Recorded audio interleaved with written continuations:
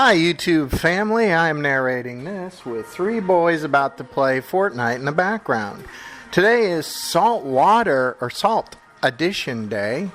As you can see, I'm looking at the Hayward meter. It's been showing 3,200 for a very long time, and the pool company place that I have the chemistry check said it was low on salt. So it's unusual. So I'm testing it myself, and the testing kits usually are like this, where you put a teeny bit, like an inch of water in a little cup, and then you put the measuring tape stick or whatever in there, no more than an inch deep.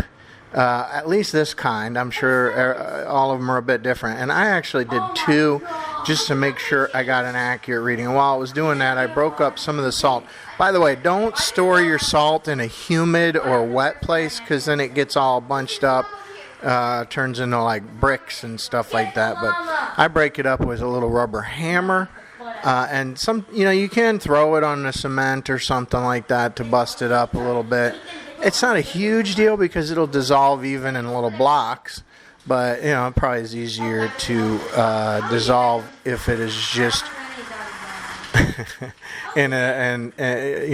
little bit broken up.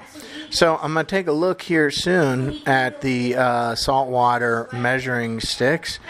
And sure enough, these things are showing that it's down to like 2,500, 2,600 parts per million. And it should be, higher than that, like above 3,200 probably. It'll still work at 2,600, but that's getting a little bit on the low side. Not sure why my meter is reading 3,200 and seems to be just sort of stuck there. Maybe I'm going to do an inspection on the cell and the measuring thing. But to be honest with you, after I put the salt in, it jumped up to 3,500. So it seems to be reasonably close. It's something to watch. Anyway, so as you can see, these bags, by the way, these Clorox bags, I don't know about the other ones. The paint comes off on them real bad. Be careful with that. If it gets wet, it gets everywhere. Look at my hands. There's paint from the bag everywhere. It's nasty, and it'll get all over stuff. So there's no scientific method here. It's as simple as just, dumping the salt in the pool. And I try to distribute it evenly throughout the pool, just to help it dissolve better and more evenly.